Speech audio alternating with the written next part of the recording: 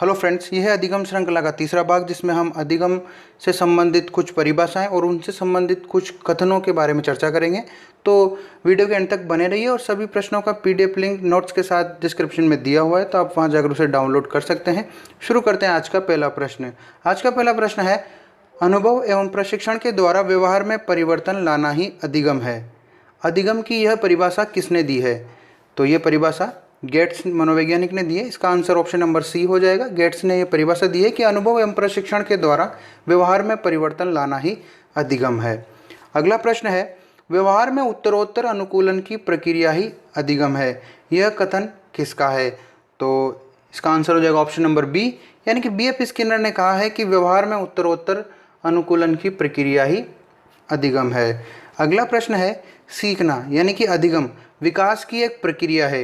यह शब्द किस मनोवैज्ञानिक के हैं? तो इसका जवाब हो जाएगा ऑप्शन नंबर सी, यानी कि विलियम वुडवर्थ ने कहा है कि विकास की प्रक्रिया है सीखना, यानी कि सीखना एक विकास की प्रक्रिया है।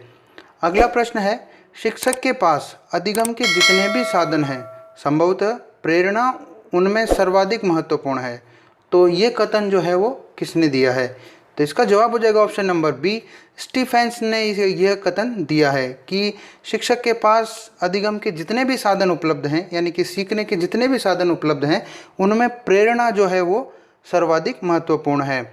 अगला प्रश्न है, स्वाभाविक व्यवहार में होने वाले प्रगतिशील परिवर्तन या परिमार्जन को अधिगम या सीखना कहते हैं। यह परिभाषा किस मनोवैज्ञानिक ने दी है? तो इसका जवाब हो जाएगा ऑप्शन नंबर सी, यानी कि E.R. हिलगोर्ड ने ये परिभाषा दी है कि स्वाभाविक व्यवहार में होने वाले प्रगतिशील परिवर्तन या परिमार्जन को अधिगम या सीखना कहते हैं। अगला प्रश्न है, यदि शिक्षण विधियों में इन नियमों या सिद्धांतों का अनुसरण किया जाता है तो सीखने का कार्य अधिक संतोषजनक हो जाता है। यह कथन किसने कहा है? तो इसका जवाब हो जाएगा ऑप्शन नंबर ए, यानी कि रायबर्न ने कहा है कि यदि शिक्षण विधियों में इन नियमों एवं सिद्धांतों का अनुसरण किया जाता है तो सीखने का कार्य अधिक संतोषजनक हो जाता है। अगला प्रश्न है, निम्न में से किसके अनुसार अभ्यास या अनुभूति के परिणाम स्वरूप व्यवहार में होने वाले अपेक्षाकृत स्थायी परिवर्तन को सीखना या अधिगम कहा जाता है?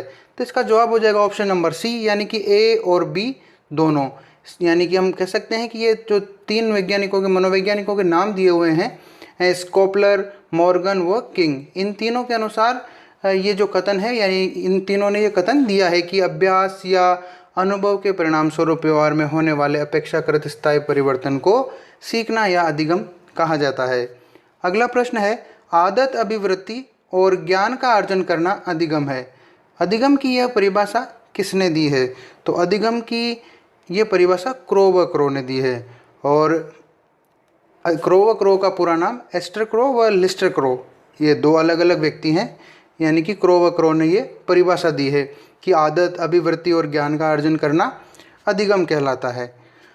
अगला प्रश्न है, नवीन ज्ञान एवं नवीन परिस्थितियों का अर्जन करना अधिगम है। यह परिभाषा किस मनोवैज्ञानिक ने दी है?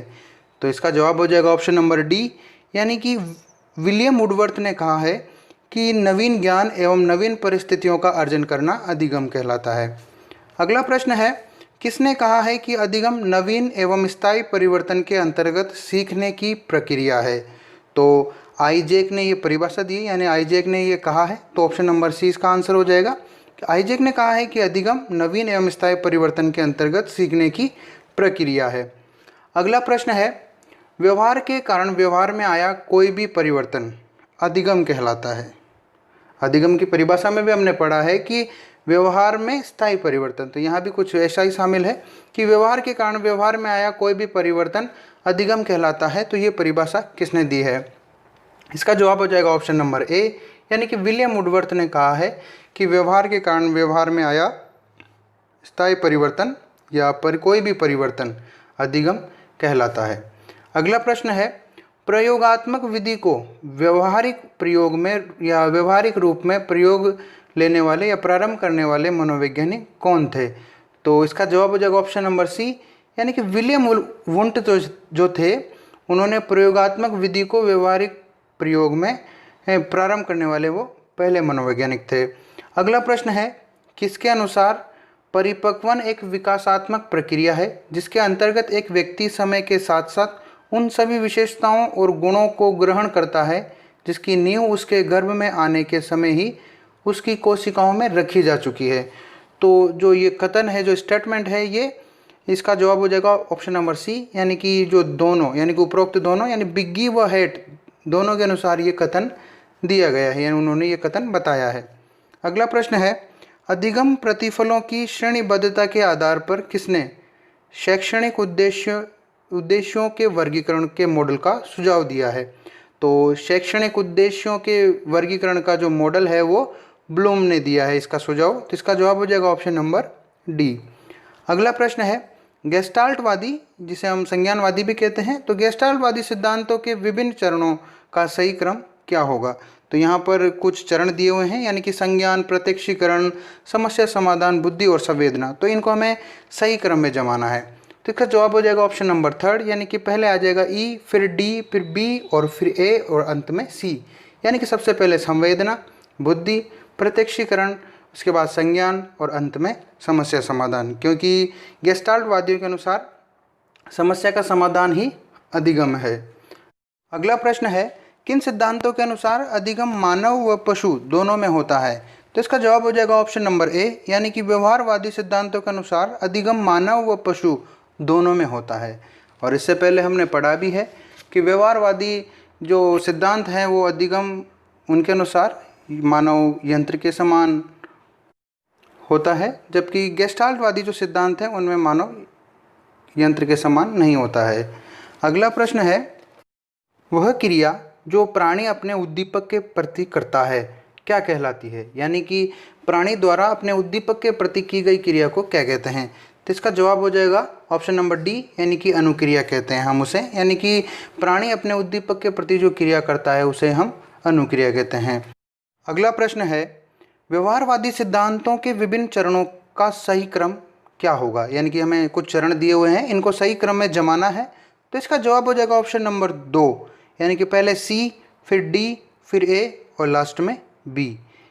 यानी कि पहले व्यवहारवादी सिद्धांतों में पुनर्बलन दिया जाता है, उसके बाद अनुक्रिया होती है, फिर उद्दीपक आता है और अंत में अभिप्रेरणा। ये जो है वो व्यवहारवादी सिद्धांतों के प्रमुख चरण हैं। अगला प्रश्न है, प्रत्यक्षीकरण के विभिन्न भागों में शामिल नहीं है। तो यहाँ पर जो ऑप्शन नंबर डी है, यानी कि उद्दीपक प्रत्यक्षीकरण के विभिन्न चरणों में शामिल नहीं है। शेष जो 3 नाम दिए हुए हैं वो प्रत्यक्षीकरण के चरण हैं, यानी कि पहले नाम, पहचान और व्याख्या, ये जो हैं वो प्रत्यक्षीकरण के चरण हैं। आज का अंतिम प्रश्न है, निम्न में से किसने व्यवहारवाद का प्रतिपादन किया है? तो इसका जवाब हो जाएगा ऑप्शन नंबर बी, यानी कि जे.बी. वॉटसन ने व्यवहारवाद का प्रतिपादन किया है, यानी व्यवहारवाद सर्वप्रथम जे.बी. वॉटसन ने प्रस्तुत किया है। आज का लेक्चर आपको कैसा लगा? अच्छा लगा है लाइक करें, शेयर करें, कमेंट करें, चैनल को सब्सक्राइब करें ताकि आपको ऐसे ही प्रश्न डेली मिलते रहें। और सभी प्रश्नों का PDF लिंक डिस्क्रिप्शन में दिया हुआ है, तो आप वहां जाकर उसे डाउनलोड कर सकते हैं। धन्यवाद।